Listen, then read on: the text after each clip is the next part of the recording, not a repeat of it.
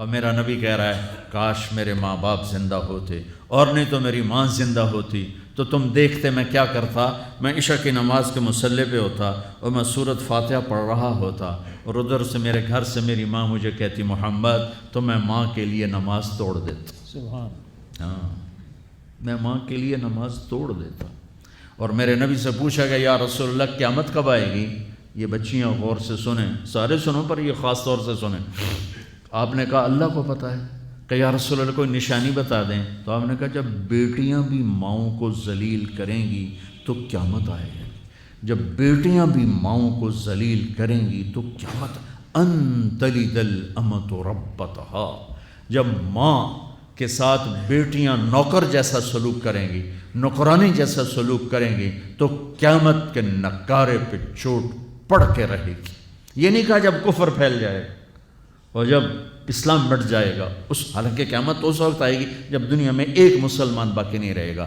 یہ واقعہ کی سنگینی کو بتانے کے لیے فرمایا جب ماؤں کو ذلیل کیا جائے گا قیامت آ جائے گی۔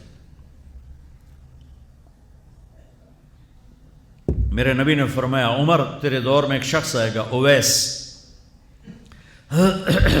اس کا قبیلہ ہوگا مراد، آگے سب کاسٹ ہوگی قرن، اویس بن عامر، اسے دعا کروانا، وہ کالے رنگ کا ہوگا، چھوٹے قد کا ہوگا، اور اس سے دعا کروانا، دعا تو بھی کروانا، علی تو بھی کروانا، علی اور عمر، اویس ان کے لیے دعا کریں۔ انہوں نے پوچھا کیوں؟ کہ اس نے ماں کی خدمت کر کے اللہ کو اتنا راضی کر دیا ہے، جب وہ ہاتھ اٹھاتا اللہ خالی نہیں لوٹاتا۔ اللہ کی قسم عمر و علی کو اویس کی دعا کی ضرورت نہیں تھی، امت کو پیغام دینا تھا کہ مائیں ذلیل ہو رہی ہیں آج، اور باپ جوان اولاد سے چھپتے پھر رہے ہیں، تو میرے نبی نے یہ آگے پیغام دینا تھا کہ نبی ہو کر رسول ہو کر کہہ رہے ہیں کاش ماں ہوتی تو میں اس کے لیے نماز توڑ دیتا۔ آپ کو 8 عورتوں نے دودھ پلایا والدہ سمیت، ان میں ایک ایمن بھی ہیں، آپ کے والد کی باندی۔ تو گھر میں تشریف فرما تھے، ایمن بیٹھی تھی حضرت عائشہ، تو ایمن کہنے لگی یا رسول اللہ پانی تو پلا دیں۔ تو اللہ کے نبی ایک دم اٹھے تو حضرت عائشہ ناراض ہو گئی، ایمن اللہ کا رسول کو کہتی پانی پلا، کہا تو اور کیوں نہ کہوں، میرا بیٹا ہے، میں نے دودھ پلایا ہے۔ تو حضرت میرے نبی نے کہا ہاں عائشہ یہ میری ماں ہے، اس کا میں نے دودھ پیا ہے۔ آپ اٹھے، گھڑے میں سے پانی بھر کے یوں دونوں ہاتھوں سے حضرت ایمن کو پیش کیا جو حبشی باندی تھی، چونکہ دودھ پیا ہے تو ماں کا لفظ صادق آ گیا، تو بجائے اس کے کہ برا مناتے آپ خادم بن کے اپنی ماں کو دودھ پلانے والی ماں کو آپ نے، حضرت حلیمہ سعدیہ تشریف لائیں، آپ نے اپنی چادر بچھا کر اس کے اوپر بٹھایا۔ حضرت عمر کا دور خلافت آیا، وہ ہر سال حج کرتے تھے، اور بھائی کوئی اویس ہے وہ ملتا ہی کوئی نہیں تھا۔ 3-4 سال گزر گئے تو کہنے لگے سارے حج اکٹھے ہو جاؤ بھائی، سارے حج اکٹھے ہو گئے۔ آپ نے کہا سب کھڑے ہو جاؤ، سارے کھڑے ہو گئے۔ پھر آپ نے کہا یمن والے کھڑے رہو باقی بیٹھ جاؤ، تو چند ہزار کھڑے رہے باقی بیٹھ گئے۔ پھر آپ نے کہا مراد والے کھڑے رہو باقی بیٹھ جاؤ، تو 15-20 آدمی اس میں سے نکلے۔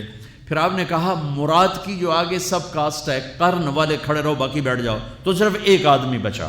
تو آپ نے اس سے پوچھا تم قرنی ہو؟ کہا جی۔ اویس کو جانتے ہو؟ کہا جی میرے بھائی کا بیٹا ہے۔ وہ تو تھوڑا سا ایسی ہے دیوانہ سا، آپ کیوں پوچھ رہے ہیں؟ تو حضرت عمر رونے لگے، کہا وہ نہیں تو دیوانہ ہے، کدھر ہے؟ کہا جی عرفات گیا ہے اونٹ چرانے۔ تو حضرت عمر نے علی کو ساتھ لیا اور دوڑ لگا دی عرفات کی۔ وہاں گئے تو حضرت اویس اور دوڑ لگا دی عرفات کی۔ وہاں گئے تو حضرت اویس ایک جھاڑی کے نیچے نماز پڑھ رہے تھے، یہ دونوں حضرات آ کے بیٹھ گئے، انہوں نے محسوس کیا 2 بندے آ گئے، نماز مختصر کر دی۔ حضرت عمر نے پوچھا کون ہو میرے بھائی؟ کہا جی مزدور ہوں۔ تمہارا نام کیا ہے؟ کہا جی اللہ کا بندہ۔ کہا ارے بھائی وہ تو سبھی اللہ کے بندے ہیں، تیری ماں نے تیرا نام کیا رکھا ہے؟ کہا تم کیوں پوچھ رہے ہو؟ انہیں تو پتہ ہی نہیں تھا کہ عمر ولی، کیوں بھائی تسی کون ہو انٹرویو کرنے والے؟ تو مولا علی نے کہا یہ ہیں عمر بن خطاب امیر المومنین اور میں ہوں علی بن ابی طالب۔ پھر وہ ہل گئے، کہنے لگی میں معافی چاہتا ہوں، میں پہلی دفعہ آیا ہوں، مجھے تو پتہ ہی کوئی نہیں ہے۔ تو حضرت عمر نے فرمایا تم اویس بن عامر ہو؟ کہ اچھا ہاتھ اٹھاؤ ہمارے لیے دعا کرو۔ وہ کہنے لگے آپ کیا کہہ رہے ہیں، یہ آپ کیا کہہ رہے ہیں، میں آپ کے لیے دعا کروں گا، میری کیا اوقات ہے؟ کہا ہاں ہاں ہمیں ہمارے نبی نے فرمایا تھا۔ عمر، علی جنت میں تیرا گھر میرے گھر کے سامنے ہوگا، اس کے بعد کسی کی دعا کی ضرورت ہے؟ عمر، میں نے جنت میں محل دیکھا، میں نے پوچھا کس کا ہے، مجھے کہا گیا قریشی کا ہے، میں سمجھا میرا ہے، جانے لگا تو کہا گیا عمر بن خطاب کا ہے، ان کو اویس کی دعا کی ضرورت ہے؟ میدان عرفات میں 1.25 لاکھ صحابہ کے ساتھ آپ اونٹ پہ تشریف فرما ہیں، اونٹنی پر، تو آپ نے فرمایا اس وقت میرا اللہ میرے صحابہ پہ فخر کر رہا ہے اور عمر پہ خاص طور پہ فخر فرما رہا ہے۔ ہمیں پیغام دینا تھا، آنے والے زمانوں میں یہ ہونا تھا۔ سبحان اللہ۔ امام ابو حنیفہ کا نام تو سب کو معلوم ہے نا۔ ایک اور عالم بتاتا ہوں، عبد الرحمن بن ابی لیلہ، ان میں علمی کھٹ بڑھ تھی بہت زیادہ، آپس میں بنتی نہیں تھی۔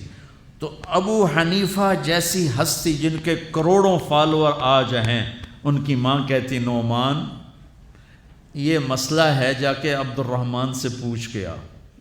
زندگی میں ایک دفعہ نہیں کہا ماں جی میں اس کو بڑا عالم ہے میرے کو پوچھ لو۔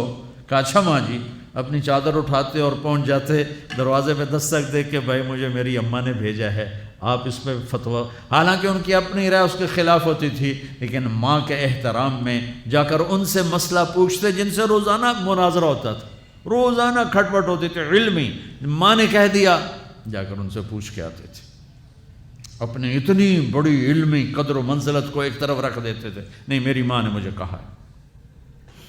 تو آپ سب نوجوان ہو، ماں باپ زندہ ہیں تو ان کی دعا لو، آہ نہ لو، دعا لو۔ مجھے یاد آیا میرے والد رحمۃ اللہ علیہ کا ایک دفعہ مجھے خط آیا کہ جب پیسے ختم ہوتے ہیں اسی وقت ہی تمہارا خط آتا ہے کہ پیسے بھیج دو، کبھی آگے پیچھے بھی بتا دیا کرو زندہ ہیں کہ مردہ ہیں۔ تو تعلق ہی نہیں تھا، ذرا پیسے تک تھا، ابھی پیسے گھال دو پیسے۔